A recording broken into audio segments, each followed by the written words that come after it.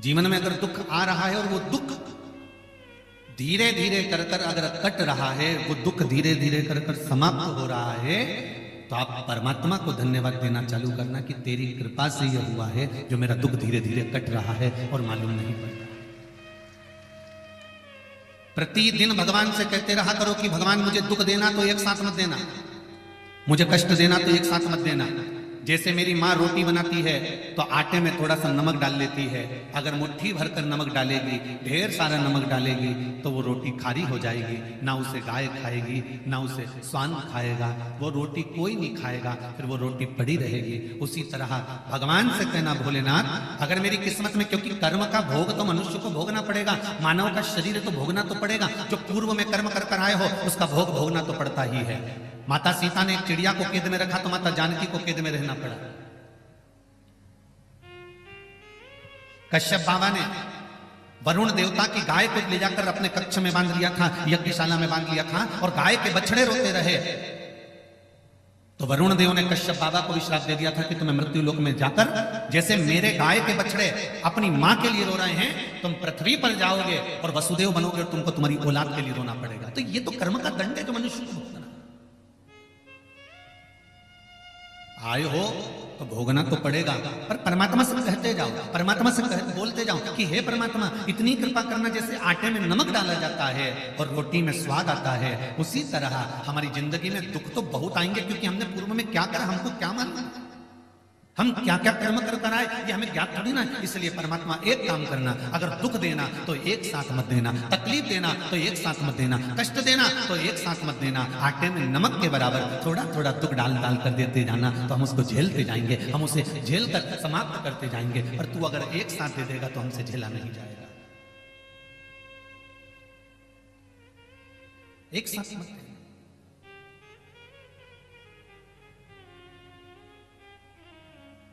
महाराज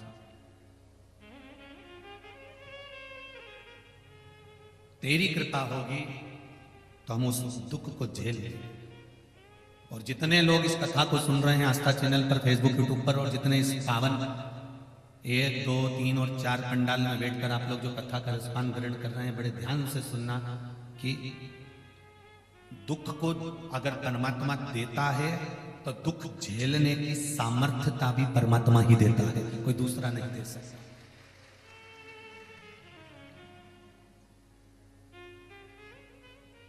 एक कैंसर के मरीज को देखना, जिसकी किडनी, जिसका लीवर खराब हो गया और उसका डायलिसिस चल रहा हो, उसको देखना।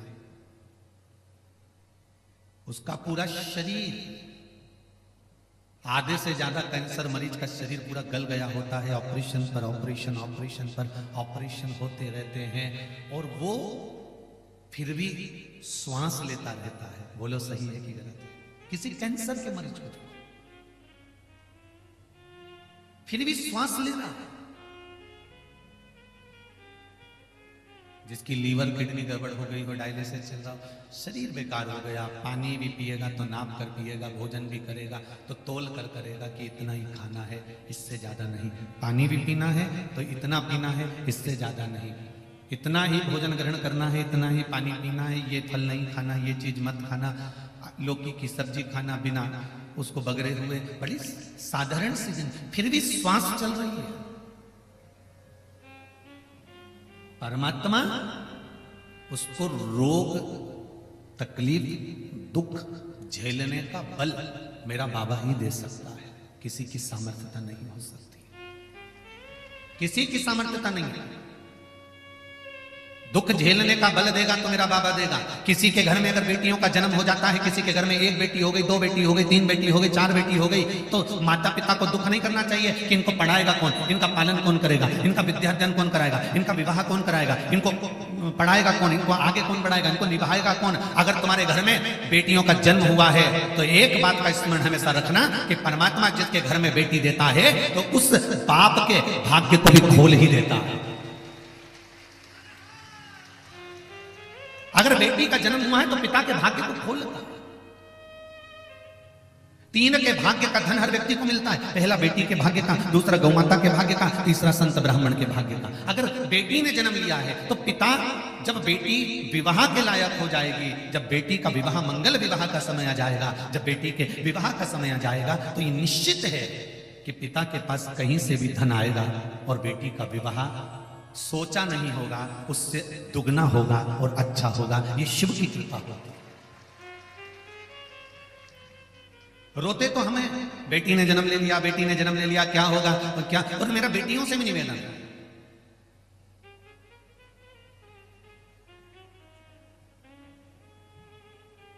जन्म देने वाला अगर वो परमपिता परमात्मा है तो तुम्हें निभाने वाला भी परमपिता परमात्मा ही होगा, कोई दूसरा नहीं।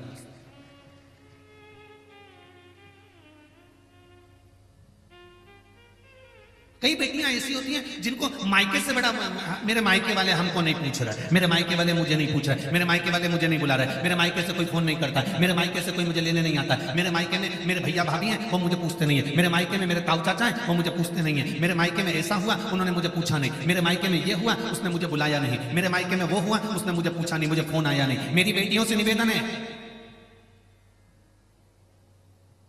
जितनी तुम्हें मायके से आस रहती है कि मायके वाले तुम्हें पूछें, तुम्हें मायके वाले बुलाएं, तुम्हें मायके वाले बुलाते रहें, तो शंकर भगवान की कथा का स्मरण करना। माता सती के साथ भी यही हुआ था। तुम ये आशा लगा कर मत बैठना कि मायके वाले तुम्हें बुलाएं या तुम्हें पूछें। तुम्हें तो आशा देवाधिदेव महादेव से लगाना चाहिए कि शंकर मुझे बुलाए।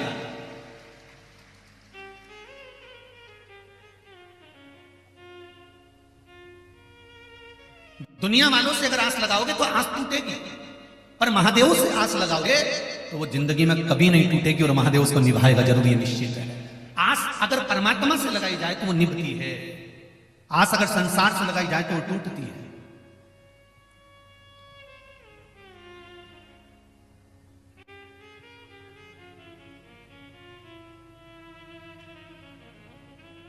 जरा सा मौसम गड़बड़ होता है और मोबाइल काम करना बंद कर देता है। बोलो री जी सही है गलत है? अरे बोलो तो रे, सही है। जरा सा मौसम गड़बड़ हुआ और नेटवर्क नहीं मिलता, फोन नहीं लगता। मौसम गड़बड़ हुआ और नेटवर्क मिलना बंद हो गया, फोन लगना बंद हो गया, आप बेचैन हो गए, फोन क्यों नहीं लग रहा, मैं इनको कब से लगा रही हूं, मैं इनसे बात करना चाहती हूँ, ये मेरा फोन क्यों नहीं उठा रहा है, मैं इतना फोन लगा रही हूँ, फोन नहीं उठा रहा है। जरा सा नेटवर्क गड़बड़ हुआ और फोन नहीं लगा। उसी तरह ये मन का नेटवर्क भी जब गड़बड़ हो जाता है, अहंकार में, अभिमान में, लोभ में, वासना में, तृष्णा में, जब इसका नेटवर्क मौसम गड़बड़ कर देता है, अहंकार इसका नेटवर्क गड़बड़ कर देता है, तो ये मन भी परमात्मा से बात नहीं कर पाता, फिर इसका भी मौसम गड़बड़ हो गया, फिर ये भी नहीं लग पाता।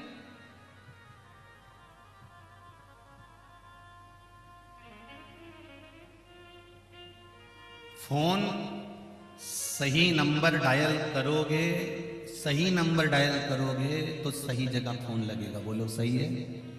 और अगर नंबर गलत डायल कर दिया तो फिर सही जगह फोन नहीं लगेगा, रॉन्ग नंबर फोन लगेगा। घंटी बजेगी जरूर, फिर रॉन्ग नंबर पर लगेगा, घंटी दूसरी जगह बजेगी। अब घंटी बजाना थी तुमको बेरू को और वो बज गई जगदम्बा का।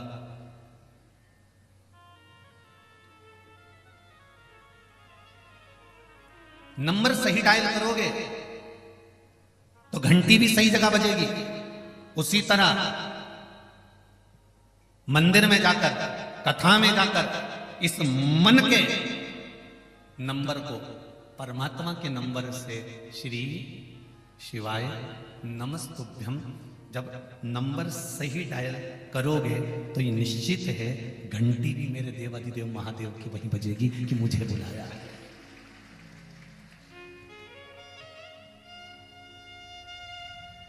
नहीं तो तुम लोटा लेके पानी का घर से गई तो थी, शिव जी के मंदिर पहुंची भी थी, और शंकर जी के मंदिर में पहुंचने के बाद तुमने लोटा भर के पानी भी चढ़ाया, पर महाराज घंटी लगी नहीं है, पहुंची नहीं है। पशुपति व्रत भी करे, हमने ये भी उपाय करा, हमने वो भी उपाय करा, हमने ये भी करा, वो भी करा, उसके बाद भी अगर काम नहीं हो रहा तो समझ लेना कि घंटी सही जगह नहीं जा रही है और रॉन्ग नंबर डायल करा जा रहा है, कहीं नेटवर्क गड़बड़ हो रहा है, अहंकार या विश्वास नहीं हो पा रहा कि ऐसा करने से ऐसा होगा, विश्वास नहीं हो रहा, भरोसा नहीं हो रहा होगा।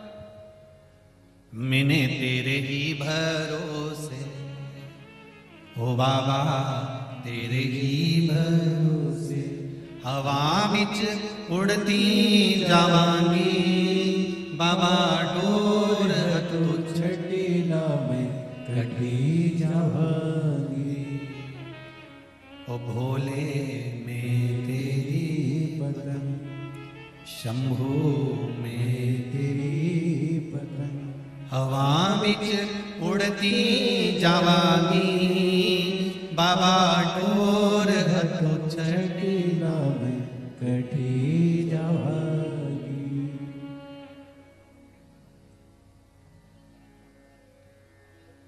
भगवान इस मन के नंबर को परमात्मा के सही नंबर से हमें जोड़ना है।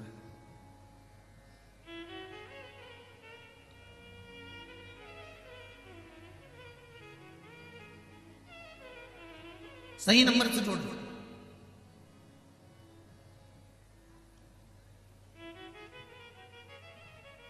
आप में से कितने लोग हैं जो मोबाइल चलाते हो तो आंख बंद कर लेते हैं? अरे बोलो तो जम के। मोबाइल चला रहे हो और आंख बंद करके बैठे हो तो मोबाइल चलाओगे तुम? इससे तो बंद करके पटक दोगे, कौन चलाएगा? रख दो।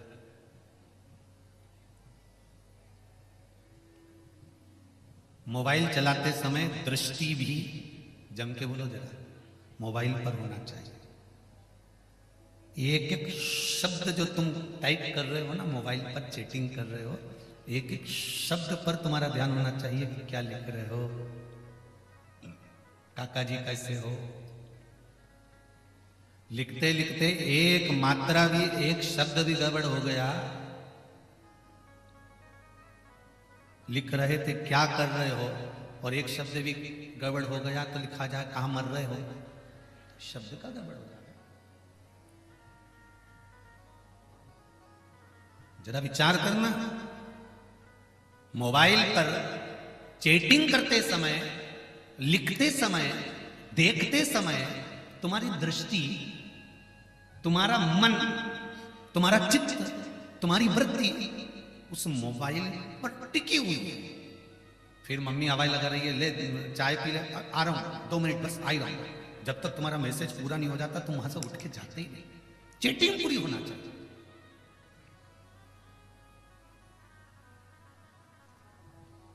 जब मोबाइल चलाते समय तुम दूसरे की नहीं सुनते तो शिवजी पे जल चढ़ाते समय इन संसार वालों की क्यों सुनते हैं? उसकी भक्ति में जब रमो तो ये मन, ये चित्त और ये दृष्टि उसमें होना चाहिए।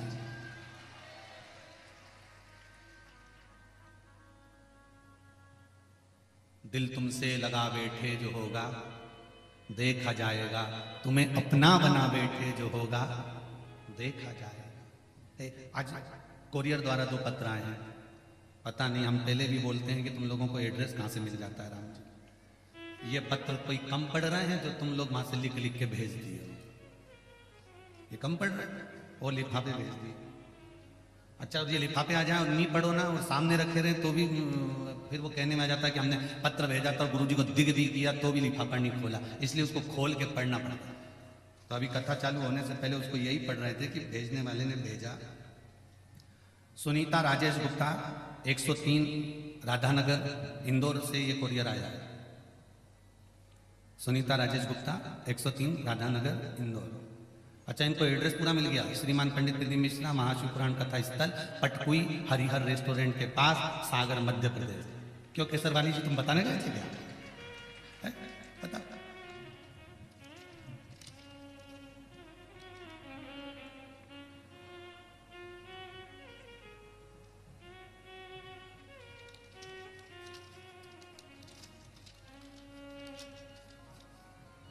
सुनीता राजेश जी गुप्ता, आप अगर कथा सुन रहे हैं तो आपका पत्र प्राप्त हुआ है।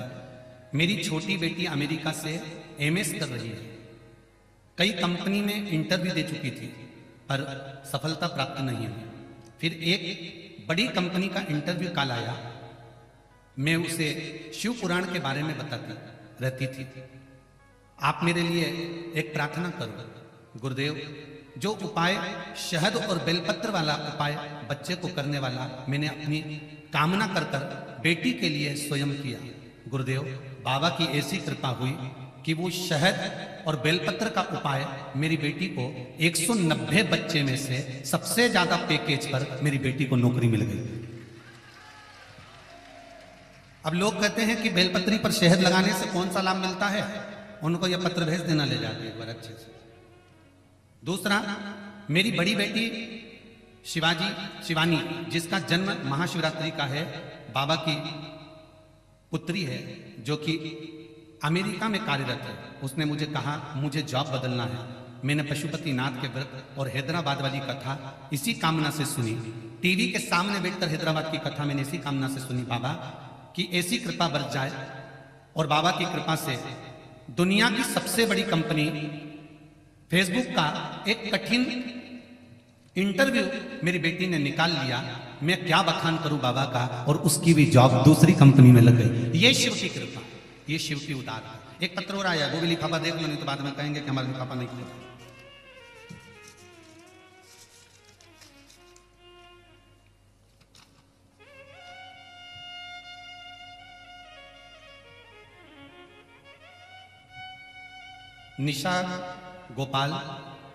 निशा गोयल, दीपक जी गोयल, जगाधारी यमुनानगर से ये निशा गोयल और दीपक जी गोयल, जिला यमुनानगर, हरियाणा से ये पत्र आया है। तो निशा जी और दीपक जी आपका पत्र प्राप्त हो गया है।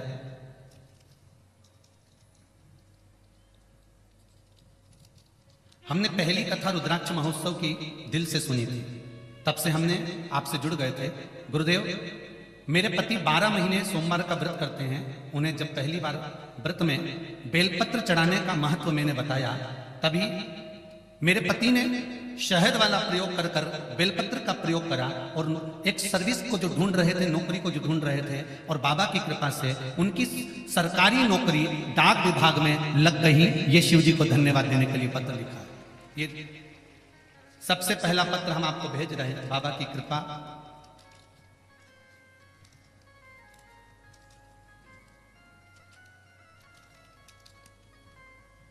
मेरी मम्मी के गठान हो गई थी पिछले महीने वो गठान दिनों दिन बढ़ती जा रही थी। अल्ट्रासाउंड की रिपोर्ट तीसरे दिन आनी थी। उससे पहले मैंने आपका बताया हुआ उपाय किया, दिल से बाबा से जाकर कहा, और बाबा की कृपा से जो रिपोर्ट आई उसमें मेरी माता को कोई बीमारी निकल कर नहीं आई। ये शिव की कृपा है। उदारता शंकर की क्या होती है ये शिव ही जानता। आप दिल से उससे कहेंगे और दिल से उससे बोलेंगे तो वो सुनेगा। बस एक बात का स्मरण अपने जीवन में रखिएगा। फिर कहूंगा, मोबाइल चलाते समय तुम्हारी दृष्टि मोबाइल में रहती है, नेत्र मोबाइल में रहते हैं। टाइप करते समय तुम्हारा मन मोबाइल में रहता है। किसी अच्छे से जब चैटिंग चलती है तो मुख पर स्माइल भी रहती है। बोलो सही है कि गलत है? ये 3 चीजें चैटिंग करते समय, मोबाइल चलाते समय तुम्हें ध्यान करना है कि मोबाइल पर चलाते समय नेत्र मोबाइल पर है, मन मोबाइल पर है, चेहरे पर स्माइल है। यही की यही जब मेरे देव अधिदेव महादेव से आप बात कर रहे हो, जल चढ़ा रहे हो, बेलपत्री चढ़ा रहे हो, मेरे शंकर के शिवालय में बैठकर उसकी आराधना कर रहे हो, श्री शिवाय नमस्तुभ्यम मंत्र का जाप कर रहे हो, या पंचाक्षर मंत्र नमः शिवाय बोल रहे हो, या षडाक्षर मंत्र ओम नमः शिवाय बोल रहे हो, तब तुम्हारा ये मन, तुम्हारी ये दृष्टि, तुम्हारा ये चित्त मेरे देव अधिदेव महादेव में होना चाहिए, तो वो सफलता मिलेगी निश्चित।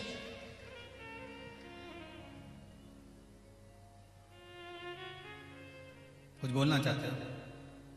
थोड़ी बात है, जब कथा आधे घंटे की दिखाएगी तब हम मौका देंगे, ठीक है? चित्तवृत्ति को मन जोड़िए। जब मन चित्त शिव में लग जाए तो फिर जीवन भटकना छूट जाए।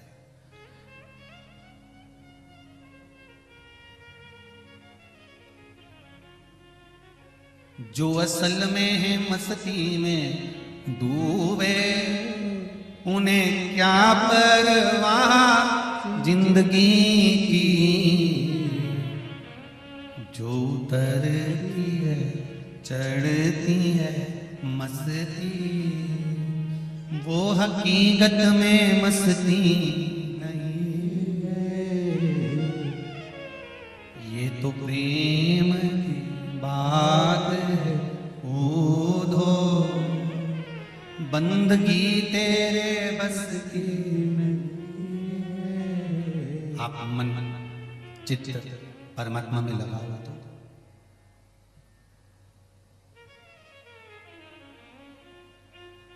मंदिर जाते हो आप लोग, घंटी बजाते हो मंदिर में, बोलते जाओ जरा सागर वालों, ठीक है। काय के लिए बजाते हो? मंदिर में जाके घंटी क्यों बजाई जाती है? भगवान को बताने के लिए कि आ गए हैं। अच्छा, वारी जिज्जियों गजब। परमात्मा को बताने के लिए कि हम आ गए, यही बोला है ना, ठीक है। तुम माता के गर्भ में जब आए थे ना, उस दिन से उसको मालूम है कि तुम आ गए, तो घंटी बजाने की जरूरत परमात्मा को बताने के लिए नहीं है, घंटी की जरूरत अपने लिए है। जैसे घंटी का नाद हो उस समय पर आप सावधान हो जाओ। जैसे स्कूल में घंटी बजती है तो क्या टीचर के लिए बजती है कि प्रिंसिपल के लिए बजती है? घंटी किसके लिए बजती है? बच्चों के लिए, स्टूडेंट के लिए कि ये घंटी बजी है पीरियड में खड़े हो जाओ, ये घंटी बजी है प्रार्थना में खड़े हो जाओ, ये घंटी बजी है विज्ञान का सब्जेक्ट का ये क्रम चालू होने वाला है, ये घंटी बजी है मैथ का क्रम चालू होने वाला है, टाइम चालू होने वाला है। आधे आधे घंटे का जो सब्जेक्ट चालू होता है उसके अनुसार घंटी बजती है। एक घंटी बजी, फिर 2 घंटी बजी, फिर 3 घंटी बजी, फिर एक घंटी ऐसी बजती है टन टन टन टन टन, मतलब छुट्टी। कोई तुम्हें बताने नहीं आता कि घंटी किसके, तुम्हें ज्ञात हो जाए घंटी टीचर के लिए नहीं, घंटी प्रिंसिपल के लिए नहीं, घंटी स्टूडेंट के लिए बजाई जाती है कि स्कूल में जो घंटी बजी है उससे स्टूडेंट ये समझ जाए कि अब मेरा सब्जेक्ट ये वाला चालू हो रहा है। मंदिर में जो घंटी बजती है ये परमात्मा को दिखाने के लिए नहीं बजती कि हम आ गए, ये घंटी अपने लिए बजती है कि तू मंदिर में खड़ा है भगवान का हो जा और एक चित्त लगाकर परमात्मा का स्मरण कर।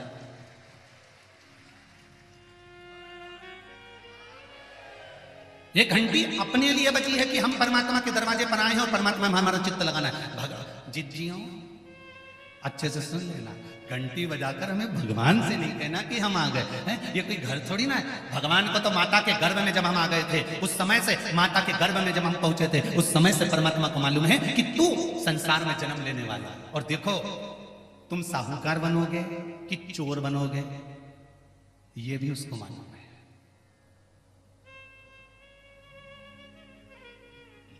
एक चोर साधु के पास पहुंच गया। चोर साधु के पास गया और साधु से जाकर उसने, चोर ने बिल्कुल सही सही कह दिया कि मैं चोर हूं, मेरे पास चोरी का सामान है, बहुत तेज पानी गिर रहा है, मुझे आपके आश्रम में रख लीजिए। संत ने कहा तुम जानते नहीं हो मैं संत हूं और मैं चोर को आश्रय दूंगा, चलो निकलो यहां से बाहर। चोरी का सामान लेकर आ गए और मेरे आश्रम में आ गए, चलो निकलो यहां से बाहर। बरसते हुए पानी में, कड़कड़ाती बिजली में, भयंकर ओलावृष्टि में संत उसका हाथ पकड़कर उसको बाहर निकालने लगा। चोर पांव पड़ने लगा, मानो तो गुरुदेव आप संत हो, मुझे रख लो, मैं चोर हूं। अगर वो चोर कह देता कि मैं चोर नहीं कोई व्यापारी हूं और मेरे पास व्यापार का सामान है तो संत रखता कि नहीं रखता? उसको रख लेता ना। पर उसने सत्य कहा कि मैं चोर हूं, मेरे पास में चोरी का सामान है। संत के पास जाकर उस चोर ने बिल्कुल सत्य कहा कि अगर मुझको झूठ बोलना है तो संसार में बोलूंगा, पर संत के दरवाजे पर क्या झूठ बोलना। तो संत के दरवाजे पर जाकर उसने सत्य कह दिया कि मैं चोर हूं, मेरे पास में चोरी का सामान है। संत उसको धक्का मारकर निकालने लगे। तभी आकाशवाणी हुई कि ये संत कहते हैं मैं चोर को अपने यहां रखूं? इतने में आकाशवाणी होती है और भोलेनाथ जी कहते हैं रे संत रे साधु, तुझे तो अब मालूम पड़ा कि ये चोर है। मुझे तो इसके जन्म पर मालूम था कि ये चोर बनेगा। तुझे अब मालूम पड़ा तो तूने अपनी कुटिया से, अपने आश्रम से निकाल दिया। मुझे इसके जन्म पर मालूम था कि यह चोर बनेगा, तो भी तो मैंने अपने मृत्यु लोक में इसको रखा, संसार में रखा। क्योंकि मुझे मालूम है ये चोर बनेगा, तो भी मैं इसको रख रहा हूं, क्योंकि है तो मेरा ही है,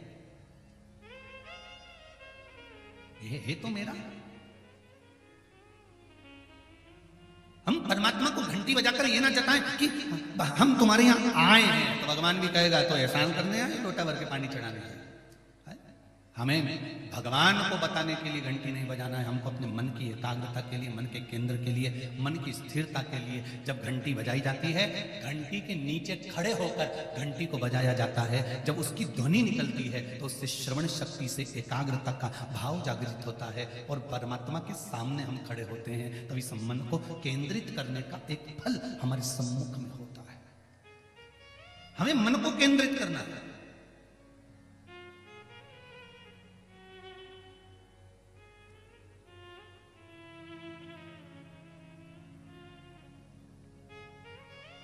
और जब अपना मन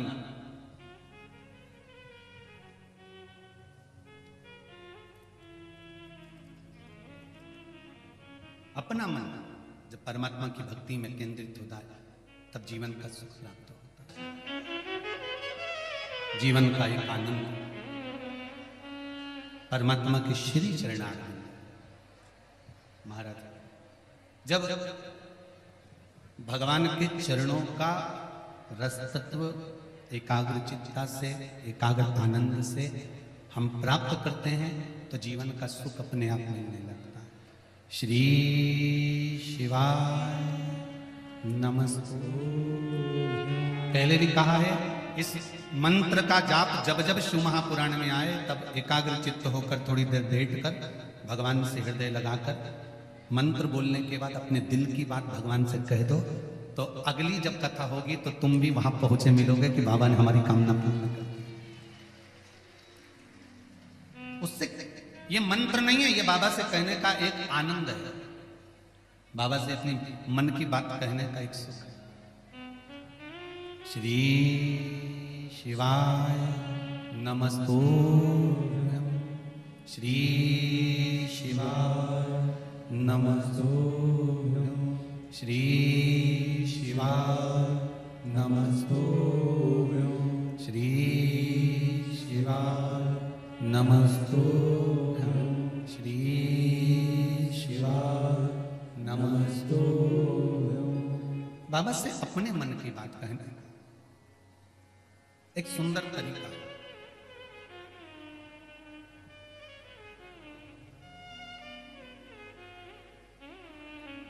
इस मंत्र का बल, एक पत्र आया है, देखिए इस मंत्र का बल कितना प्रबल है।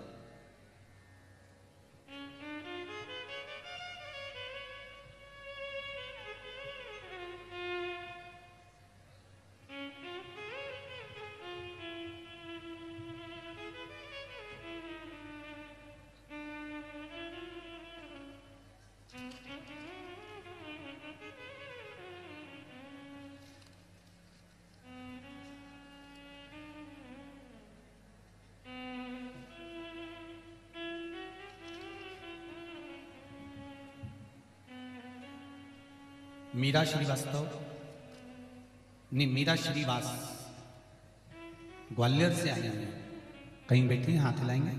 हर हर महादेव।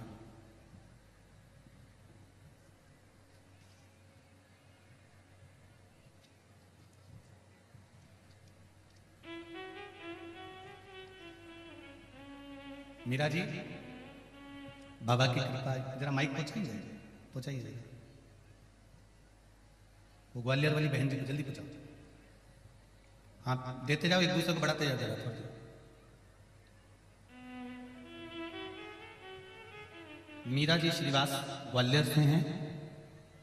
ब्रेन ट्यूमर हो गया था, कुछ ही दिनों में वह इतना बढ़ गया कि मेरे स्कूल के स्टाफ वाले भी मुझ पर हंसते थे। हाँ जी, कहाँ से आई है दीदी?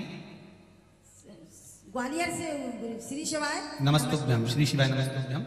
आप ग्वालियर की रहने वाली हैं? क्या बोले? ग्वालियर से रहने वाली हैं? ग्वालियर से है, डीडी नगर में रहते हैं। डीडी नगर में रहते हैं। क्या नाम है दीदी आपका? मीरा श्रीवास।